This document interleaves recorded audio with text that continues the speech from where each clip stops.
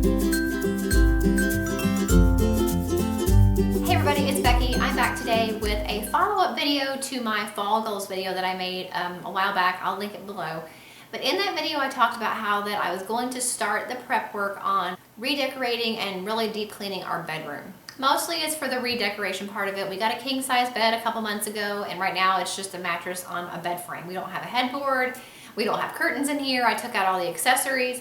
So it's really bare bones, kind of plain right now, but I mentioned in my fall goals video that I really wanted to figure out what I needed to do in this room. I mentioned how I might share with you guys my project planning process, and a couple of you were interested in seeing kind of how I plan any project in our home. So I thought I would just give you all an overhead look of my actual bedroom project planning punch list. Now, any room in my home is really going to follow the same process, but this one is specifically for our master bedroom. So just to give you an idea, I broke it up into categories. That's how I make it for myself, and I wanted to share it with you guys. So I'm going to show you that right now. So anytime I have a project in my home that I need to do, I break it up into categories of all the different steps involved in getting that project completed from start to finish. So I have a couple different pages here I'm going to show you, and of course you don't have to type it out. I like to type it out, that way it makes it easier, because a lot of times I'll just make one big punch list that I'll write everything to be done, and then I break it up on the computer and type it out. That way I can cut and paste and move things in order that I would like them to be done in. A lot of times that is when it comes to cleaning a room thoroughly. I have certain steps, in order of how it should be done. So my initial list might be handwritten, but then I type everything up on the computer and break it up into categories. The first category is to decide and to research. These are things that I do before I even start a project. And basically it's things that have to be decided or done before we can actually get to the project that we're doing. So no matter what room in the house I'm doing, I always have this this part of the process.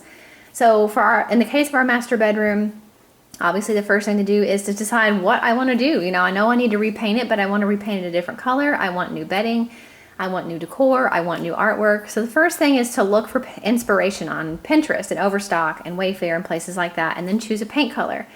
And then would I want to paint our master bathroom a coordinating color or the same color because it's connected to our bedroom? Even though I'm not ready to do the bathroom yet, just kind of thinking ahead, is there another color on that paint chip that maybe I would like to use for the bathroom, and use a different color from that same paint chip for the bedroom?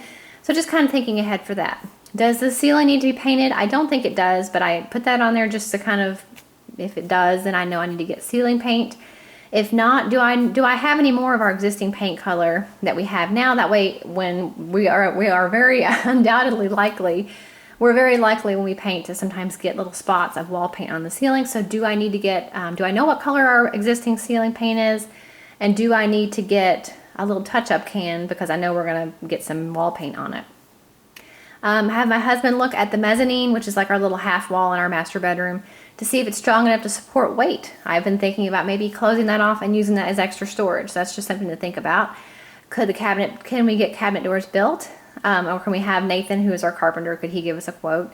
And then have my husband measure just for general cabinet doors. Maybe it's not something we would have to have the carpenter custom make. Maybe the opening over there on the mezzanine is a standard door, a standard cabinet door dimension. We could maybe do that.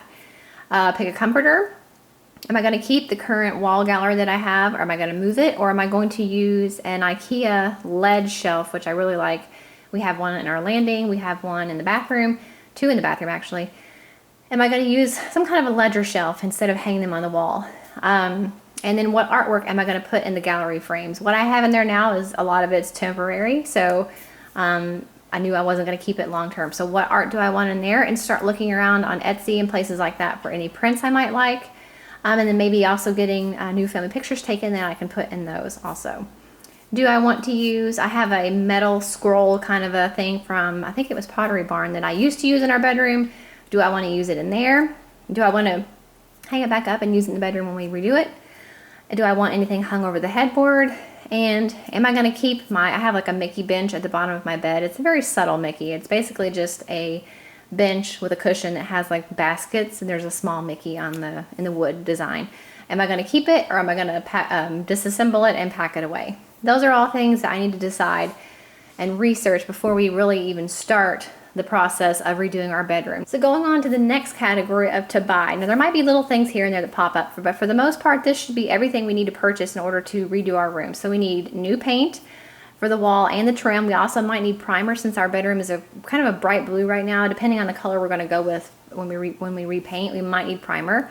I would like to get a mattress pad, and I don't know if I don't really want to use a dust, well, we used to call them dust ruffles. I think now they're called like bed skirts, but it says dust skirt. But I think I would probably have to use one if I want to hide the legs of the bed frame. So that kind of goes hand in hand with, if we're going to get a bed, instead of just using the frame that we have now, I will probably not need that. But depending on the legs of the bed. So that's something I'm trying to decide about. I would like some nice sheets that coordinate with the room, a nice blanket, king sleeping pillows, and king pillows for the shams that are going to be with the comforter, a throw blanket for the bottom of the bed, and then of course the comforter and the duvet, decorative pillows, there's the headboard, if we're going to buy a headboard or a bed.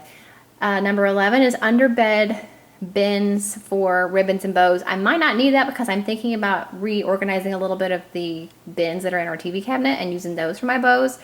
But I'm not sure yet, but that's on there just in case. New lamps, maybe. I'm not sure. We might use what we already have. Decor for the nightstands and the TV cabinet. Decor for the walls, curtains, the TV cabinet bins, which I need to get some new ones, and then the storage bench for the end of the bed. If I don't reuse the Mickey bench, I'm going to get maybe something else. I don't know if I want like a storage trunk or a bench or a storage ottoman or what exactly I want for that, but that's something else that I need to look into purchasing. And the last category is the to-do category, and this is the nitty-gritty where the stuff actually happens, and this is where it really comes in handy for me to put it on the computer, and that way I can type out all the things to do, but then I can put them in order that they should be done. So the first thing to do would be to take down the curtain rods that are already up there and patch and sand if we're not going to use the same curtain rods.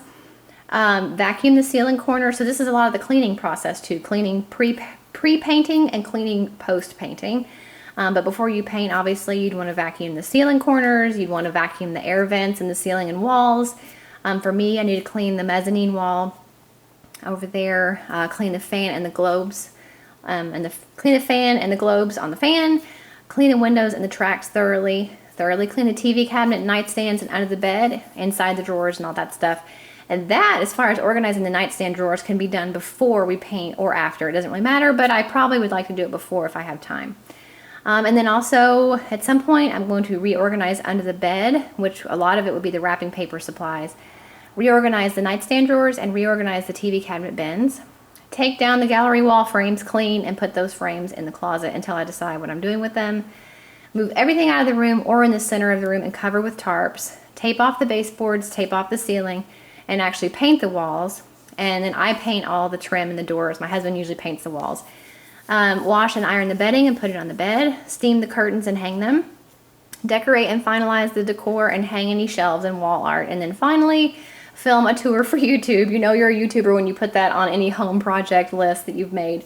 But that basically, in a nutshell, is the to-do. And that would be reorganizing, redecorating, and I guess you would call it deep cleaning as well. The carpet in here really doesn't need to be steam cleaned because it's fairly new, so just a really, really thorough vacuum would be fine. So that is pretty much my process, no matter what room I would be redoing in our house. This one's obviously a little bit more detailed because it does involve repainting and redecorating, but I have a master list similar to that when I'm just deep cleaning every room. This one's a little different just because we are redecorating and deep cleaning. But pretty much the process is the same, and it makes it really nice to have it on computer because that way whenever you go to redo that room again, you've got pretty much the same steps to follow.